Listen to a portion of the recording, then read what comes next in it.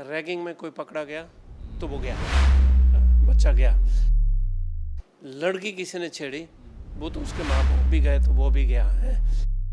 नहीं, private university ज़्यादा से ज़्यादा पैसा लेते हैं, पढ़ाई कम होता है। प्राइवेट यूनिवर्सिटीज़ में आजकल पढ़ाई सरकारी यूनिवर्सिटी से ज़्यादा अच्छी हो रही है।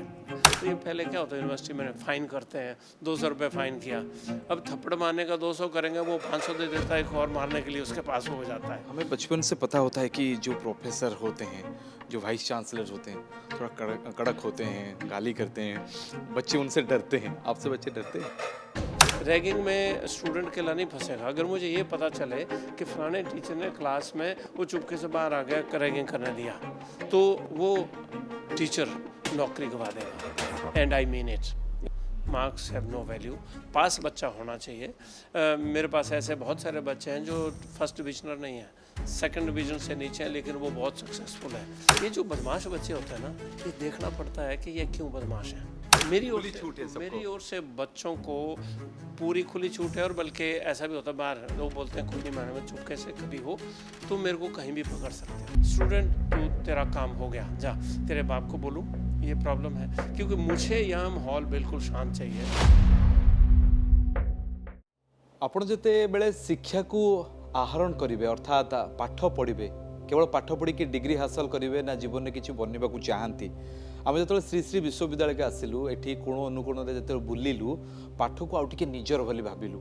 मु भी दिने विश्वविद्यालय पढ़ुली, बोधे मो पढ़ा बेले जमी विश्वविद्यालय संरचना थिला, एठी टिके अलग आईछि। आउ टिके भल भाव बुझापी आम आसु विश्वविद्यालय कुलपति डॉक्टर तेज प्रताप सहित कथा हाँ, कहीं श्री श्री विश्वविद्यालय बाकी विश्वविद्यालय अलग। स्वागत है सर, कैसे हैं आप? बहुत अच्छे। आप सुनाइए कैसे हैं? आप तो हिमाचल से हैं, उड़ीसा का गर्मी कैसा है? अच्छा लग रहा है, मज़ा आ रहा है गर्मी में। हम तो ठंडी जगह से हैं, तो कभी कभी गर्मी में भी रह लेना चाहिए। मुझे बहुत अच्छा लगा उड़ीसा। हमें बचपन से पता होता है कि जो प्रोफेसर होते हैं, जो वाइस चांसलर होते हैं, थोड़ा कड़क होते हैं, गाली करते हैं, बच्चे उनसे डरते हैं। आपसे बच्चे डरते हैं?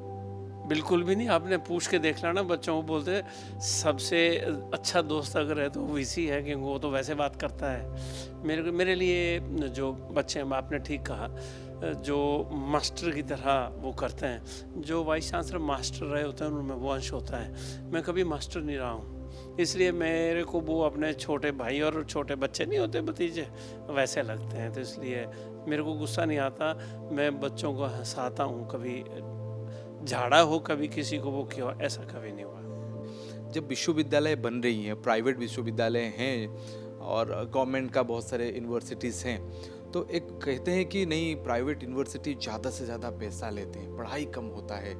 ऐसे डिफरेंसेस जब हम देखते हैं तो श्री श्री विश्वविद्यालय कैसे अलग है सबसे? ये एक ऐसा बड़ा अच्छा आपने सवाल पूछा है जो हर इंसान के दिमाग में आज के दिन में है। मैं देखिए इसको इस तरह से कहूँगा कि पढ़ाई आज के दिन में क्यों ज़रूरी है। कभी पहले एग्रीकल्चर इकोनॉमी थी, फिर इंडस्ट्रियल इकोनॉमी आई, आज की नॉलेज इकोनॉमी है। अंग्रेज़ी में नॉलेज इकोनॉमी बोलते हैं। कोई भी आदमी जो आज के दिन में पैदा होता है, उसके लिए स्कूल में नॉर्मल ज़िंदगी में वो नौकरी करेगा या नहीं करेगा उससे कोई मतलब नहीं, लेकिन वो शिक्षित होना बहुत ज़रूरी है। एक तो हमें ये दिमाग से निकाल जाना चाहिए कि पढ़ाई करें ना करें। दूसरा ये है कि विश्वविद्यालय अभी और क्यों निकल रहे हैं स्कूल्स में। आपने देखा होगा कि अब स्कूल्स बहुत भरे हुए रहते हैं, बहुत ज़्यादा स्कूल हैं, इसका मतलब पढ़ रहे हैं तो करोड़ों में बच्चे निकल रहे हैं। इसी प्रकार से किसी भी देश की तरक्की के लिए ये बड़ा ज़रूरी होता है कि वहाँ की जो जनसंख्या है वो पढ़ी लिखी हो। पढ़ाई को आप नौकरी से लिंक कर भी सकते हैं, नहीं भी कर सकते। ये ज़रूरी नहीं है कि विश्वविद्यालय की शिक्षा लेकर आपको नौकरी मिलेगी। आजकल सरकारी नौकरियां वैसे कम हो गई हैं, प्राइवेट में मिलती हैं। डेफिनेटली शिक्षा से आपको आगे अपना रोज़गार का फैसला करने का एक ताकत मिलती है, इसलिए ज़रूरी है। तीसरा आपने ये कहा कि प्राइवेट यूनिवर्सिटीज़ निकले में पढ़ाई नहीं होती। आपको पता नहीं अच्छा लगेगा या बुरा लगेगा या सुनने वाले को लगेगा। मैं सरकारी यूनिवर्सिटियों में रहा हूँ सारी ज़िंदगी भर, यहाँ तो मैं भी आया हूँ हैं, लेकिन मैं ये दावे से कह सकता हूँ, दावा श्री यूनिवर्सिटी का ही नहीं, मैक्सिमम प्राइवेट यूनिवर्सिटीज़ जो अच्छी हैं, जिसमें यहाँ भी हैं। भुवनेश्वर में 16 में से कम आधा ऐसी होंगी जो हमारे प्राइवेट यूनिवर्सिटीज़ में आजकल पढ़ाई सरकारी यूनिवर्सिटियों से ज़्यादा अच्छी हो रही है। आप पूछेंगे क्यों?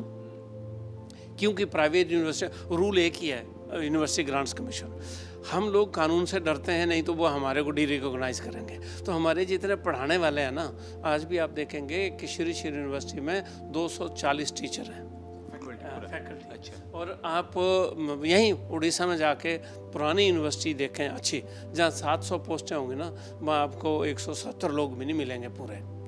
इस वक्त सरकारी विश्वविद्यालय एक ऐसे दौर से चले हैं कि मैं क्या कहूँ, सिर्फ हम कह रहे हैं कि वहाँ हैं, लेकिन वहाँ बड़ी बिल्डिंगें हैं, डिपार्टमेंट हैं, सब कुछ है, लेकिन वो एक पुराने खंडर वाली बात होने जा रही है। और हम एज वाइस चांसलर, मैं तो दोनों साइड उठाता हूँ, यूजीसी में भी, इसमें भी, सरकारी तौर पे भी, कि सरकारों को इस ओर ध्यान देना चाहिए। बोलने से अकेला नहीं होता। हमने बहुत अच्छी पॉलिसी भी बनाई है।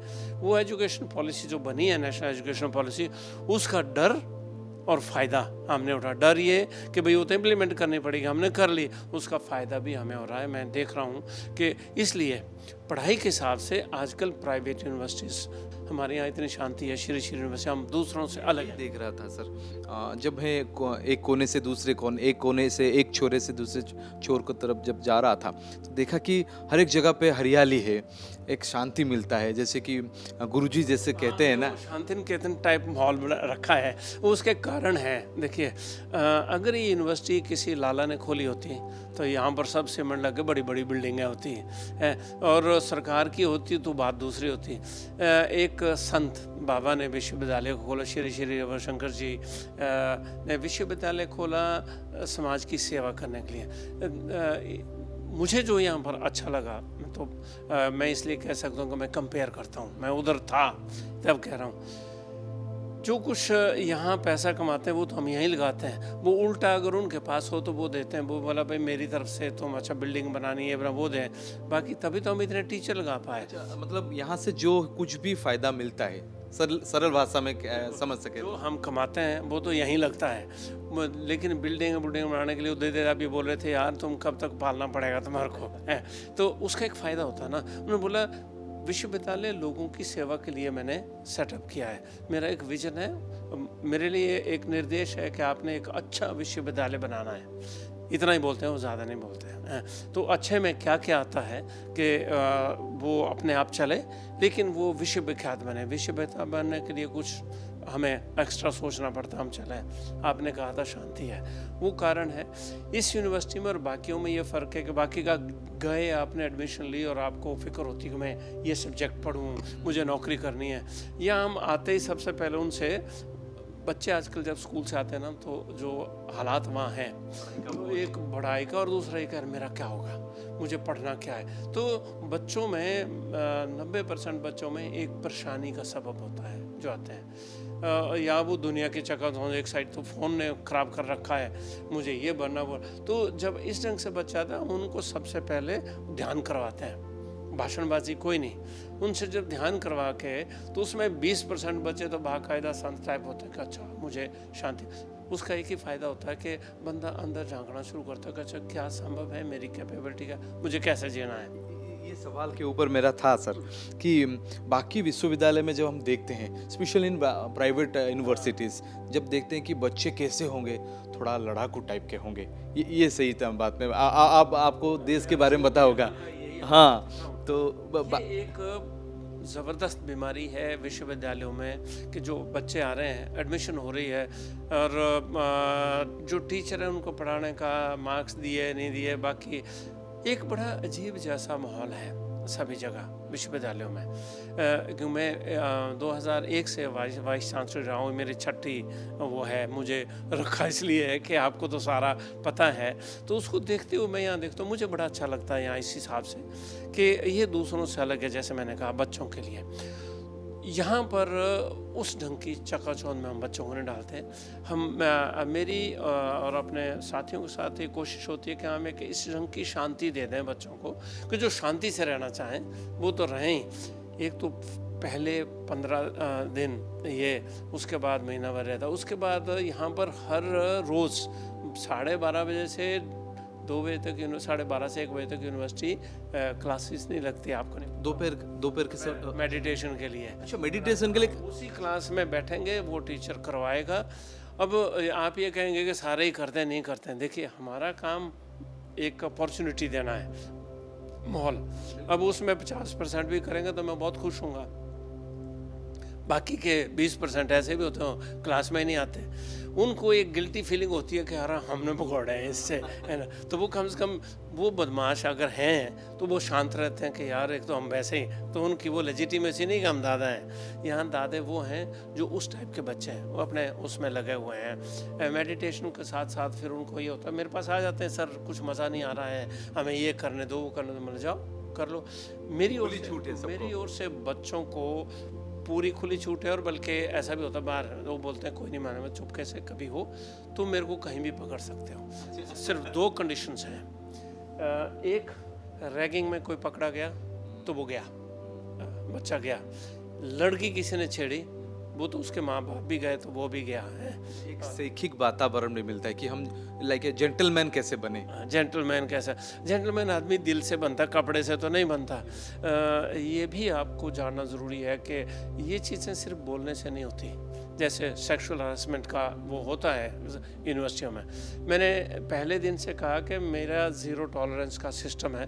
टीचरों को भी बुला के किया कि देखो भाई, अगर मैं ये बोलता हूँ तो इस चीज़ का ध्यान रखना, तुम हो या स्टूडेंट हो।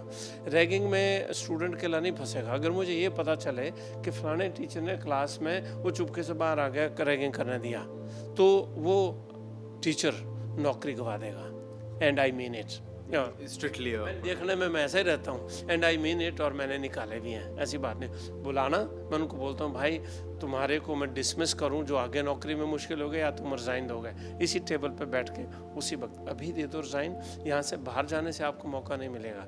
अब तो 4-5 लोगों को वो हम फिर ऑर्डर नहीं कर मिलता, तेरी किस्मत तेरे पास, चुपके से भाग जाए यहाँ से और गेट से बाहर। जो और सेक्सुअल हरासमेंट जो जैसे होता है, किसी बच्चे ने किसी लड़की को छेड़ा 1 बार 2 बार, तो ये पहले क्या होता है, यूनिवर्सिटी में फ़ाइन करते हैं, 200 रुपये फ़ाइन किया।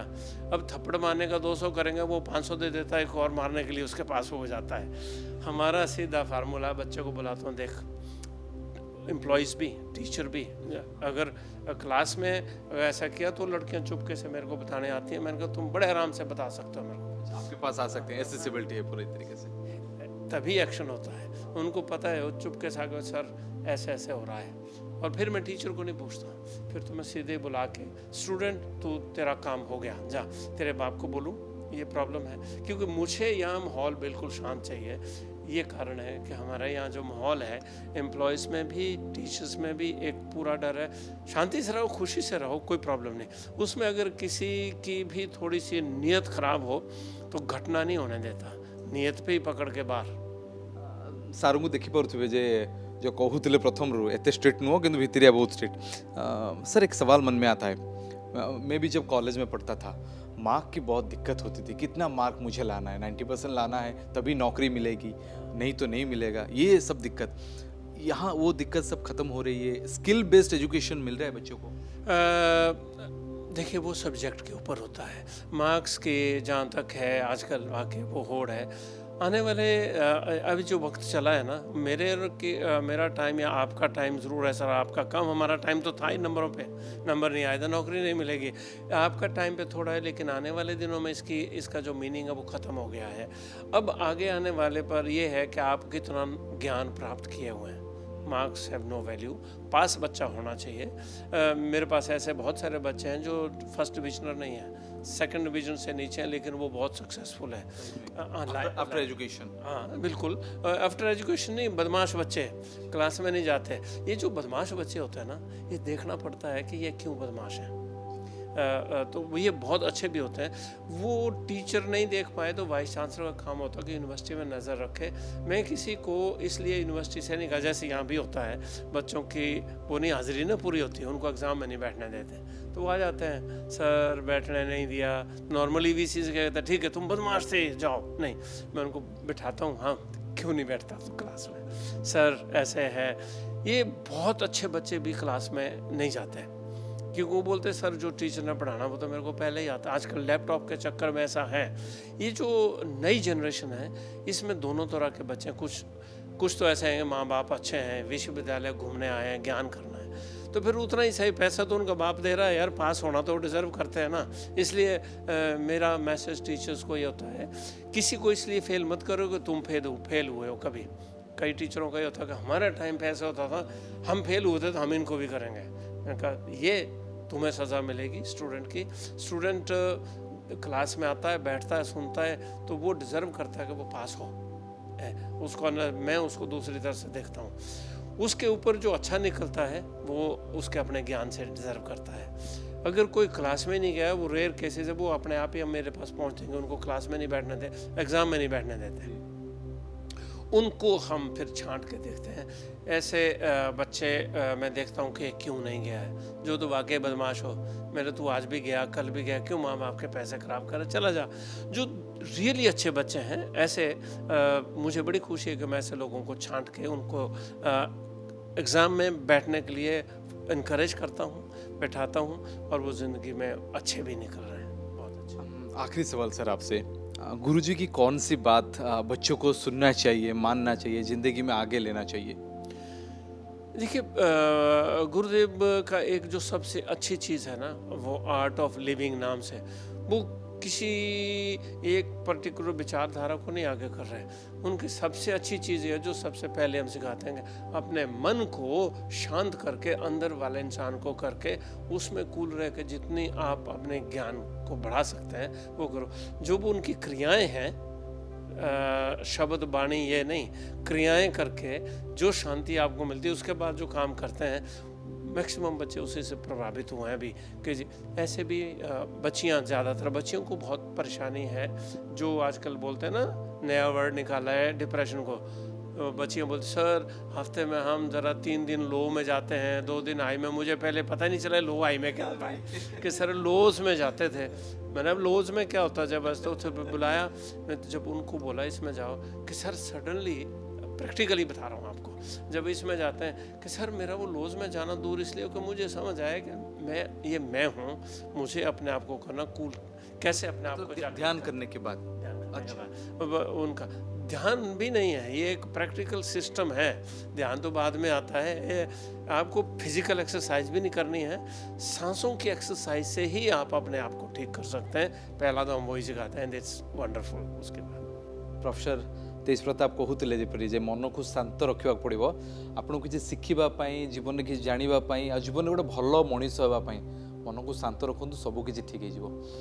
कैमरा श्री श्री विश्वविद्यालय कैमरा पर्सन सरोज को दीप्ति, श्री प्रणाम, प्रसन्नजित राय का रिपोर्ट, OTV नेक्स्ट।